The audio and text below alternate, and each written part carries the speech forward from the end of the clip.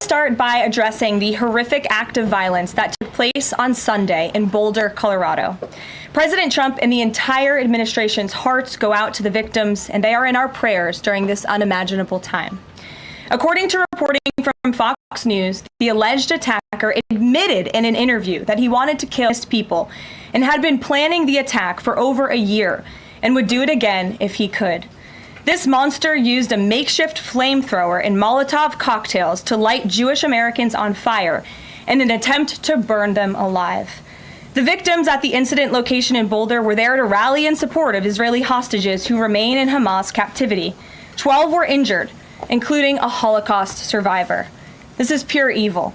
The Department of Justice has already filed federal hate crime charges against the alleged perpetrator, and he will be held accountable to the fullest extent of the law. This tragedy is a sobering reminder of the consequences of the Biden administration's failed policies. According to the Department of Homeland Security, the Boulder suspect is an Egyptian national who was in the United States illegally. He entered the U.S. during the Biden administration in August 2022 on a B-2 visa until it expired.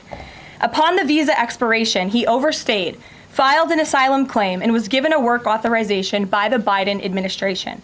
Instead of deporting this heinous individual, Joe Biden's administration allowed him to stay in our country and to work.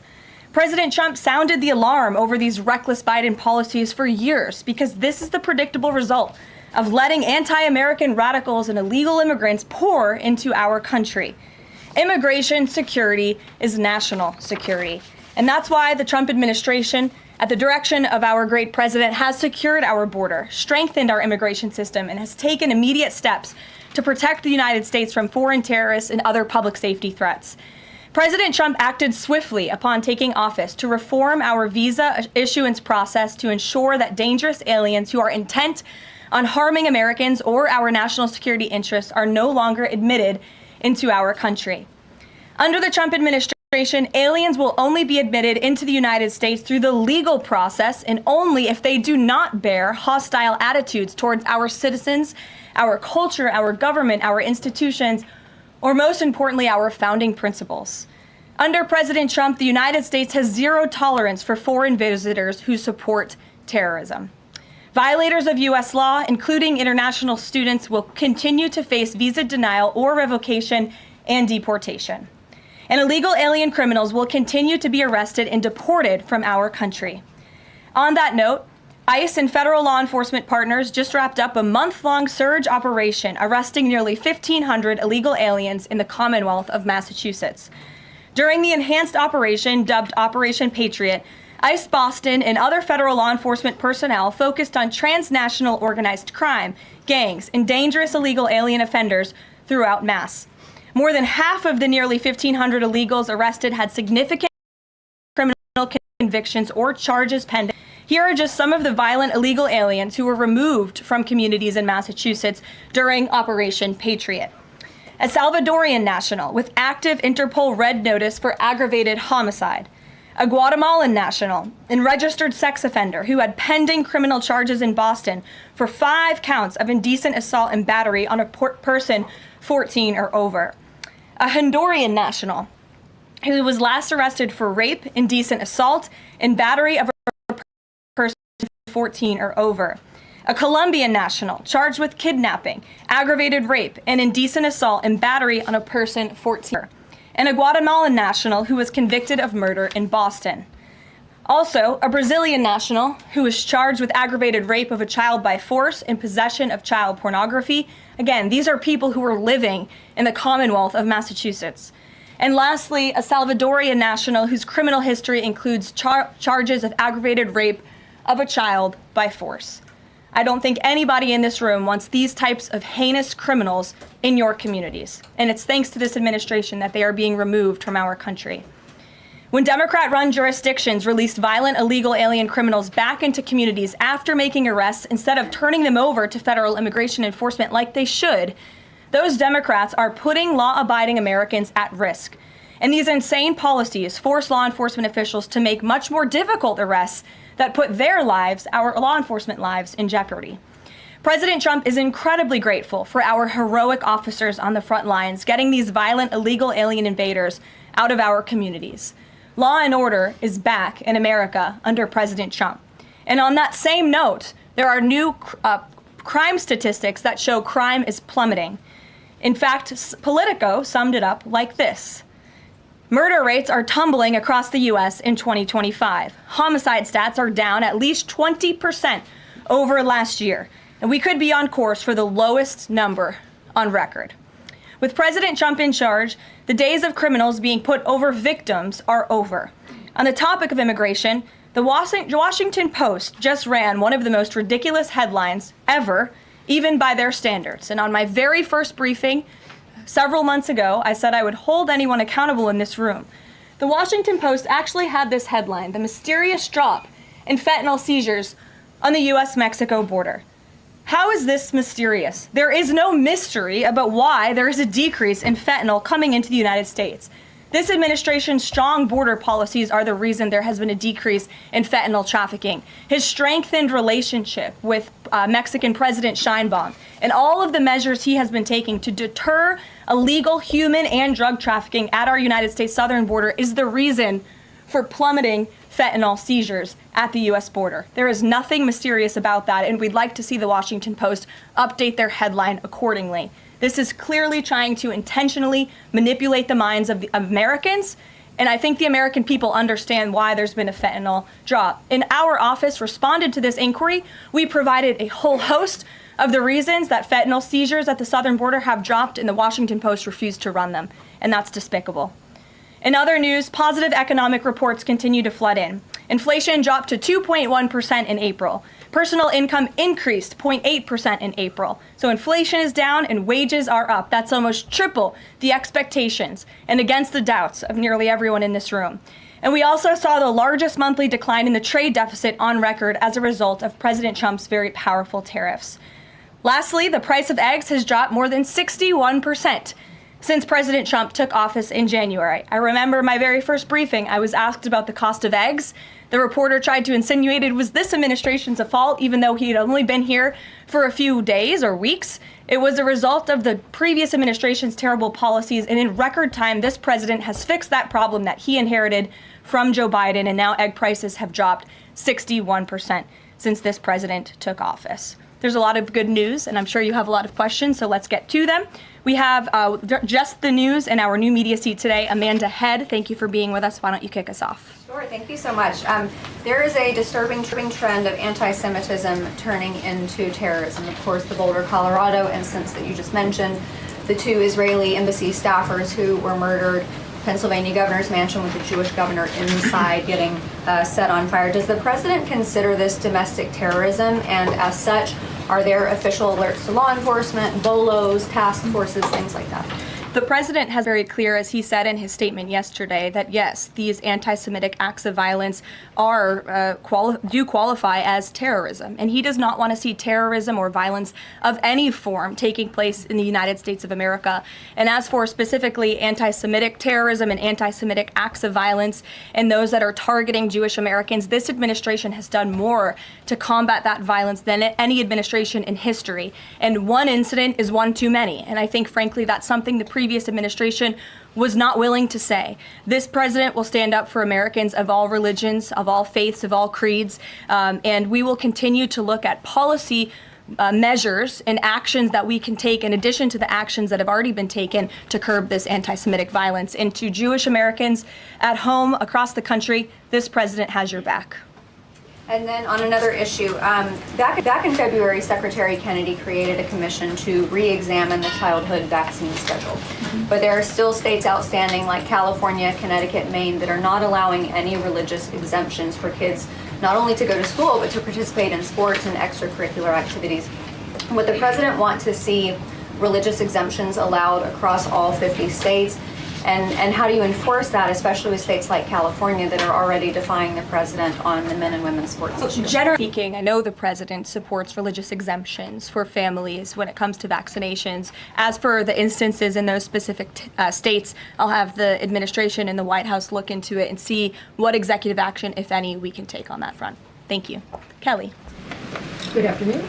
We're now in hurricane season, and obviously there is great concern every year about the potential for that. Can you speak to how the president is planning to have the level of support, should it be needed, to be as it has been with a reduction in the workforce? And is he still comfortable with Administrator Richardson, who had talked, whether joking or not, about not being aware of a hurricane season for this country?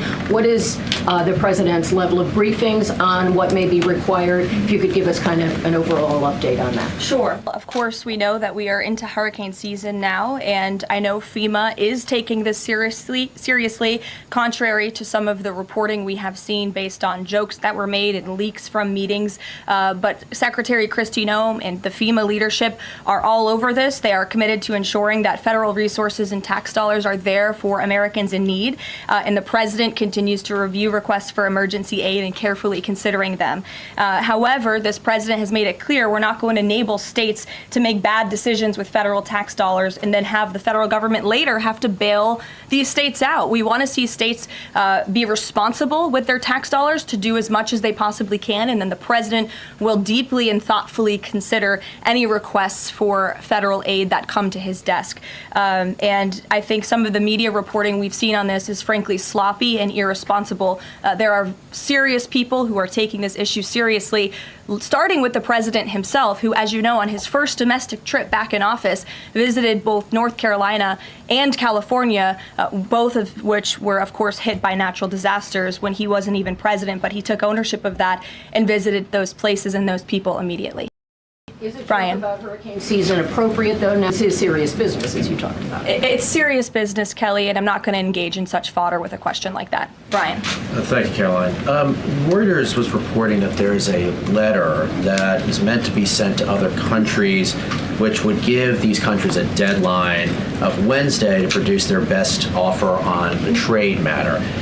Why does the administration feel the need to send this letter? And I have one more follow-up on trade. Sure, I can confirm the merits and the content of the letter. USTR sent this letter to all of our trading partners just to give them a friendly reminder that the deadline is coming up. And they are in talks. Ambassador Greer, Secretary Bessent, Secretary Lutnick are in talks with many of our key trading partners around the globe. As you know, Brian, I know the Wall Street Journal has covered this quite heavily.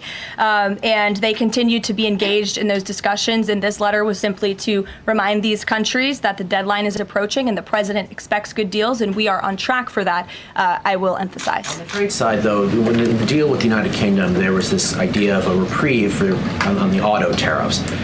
Is the president looking to do another similar deal on the sector-by-sector reduction in tariffs, or is this more going to be deals related to the reciprocal tariffs that were announced months ago? Well, as I've said previously from the podium, and the president has discussed as well, each country has unique advantages, unique challenges to it based on their markets and what they export to us and what we export to them. And so that's why the president smartly advised his trade team to engage in tailor-made deal-making. And we saw that with the United Kingdom, and we'll see that with other countries as well. Does the president support the Senate moving forward with a bill imposing heavy sanctions on Russia? Look, the president has spoken about his position on sanctions on Russia. He has smartly kept this as a tool in his toolbox if necessary. But I think the Senate and everyone on Capitol Hill respects the president is the commander-in-chief for a reason. And as you know, Russia and Ukraine engaged in direct talks yesterday. That was at the encouragement of this president when he spoke to both leaders of both countries via phone just a couple of weeks ago. And so I would just like to remind everybody how far we have come in just 4 months. I mean, it was inconceivable last year at this time for Russia and Ukraine to be engaged in direct talks. And it's because of the president's insistence and determination to get this war to an end that these countries sat down yesterday. So he's willing to use sanctions if he needs them, and the Senate and the Capitol Hill understand that the president is the commander-in-chief and he's leading United States foreign policy as he should. And on Iran, the president said that the U.S. would not allow for any uranium enrichment, but the proposal offered to the Iranians reportedly allows for low levels of enrichment. Can you explain that discrepancy? I'm not going to comment on alleged details of the report. We're not going to negotiate through the media out of respect for these ongoing discussions and negotiations that Special Envoy Witkoff is leading. The president made his position very clear on Truth Social last night. In fact, it couldn't be any more clear, and I would reiterate that's his position. Special Envoy Witkoff sent a very detailed and acceptable proposal to the Iranian regime that the president hopes they will accept, and if not, they will face grave consequences, as the president himself has reiterated. Sure. Thanks, Caroline. You're welcome. A couple of things, if I may. Firstly, can you confirm whether or not President Trump is going to be going to the NATO summit in The Hague later this month? I can confirm. Be going to the NATO summit, yes. Great, thanks. And another question on the Netherlands, in fact. Just wondering if you have any reaction to the collapse of the Dutch government there after the anti-EU and anti-Islam leader Geert Wilders, who's been described as the Dutch Trump, pulled out of the government there. I don't have a comment on, but certainly we should and we will get you one, okay? Thanks. You're welcome. Brett.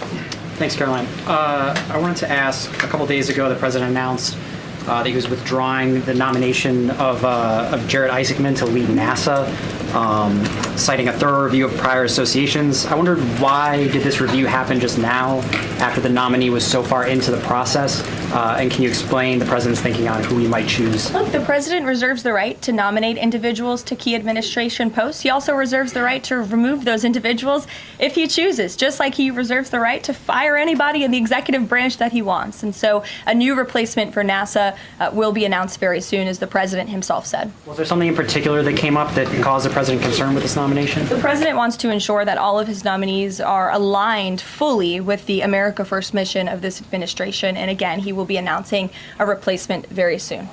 Andrew, go ahead. Thank you, Caroline. You're welcome. It's been just about a month since President and Prime Minister Starmer announced... Can't see you all the way back there. Phil's head is in the way. There you go.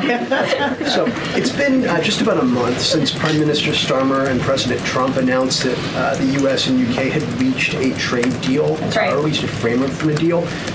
Now there are at least some conservative MPs in London who are complaining that Parliament has not yet seen the text of any deal.